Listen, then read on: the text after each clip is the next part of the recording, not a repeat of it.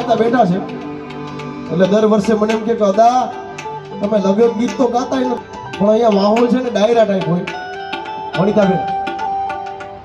પણ અમારા આતા એવું કહે કે તમારે ક્યારેક ક્યારેક લગ્ન ગીત ગાવા એટલે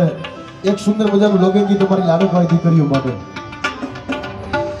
વન રાતે વનમાં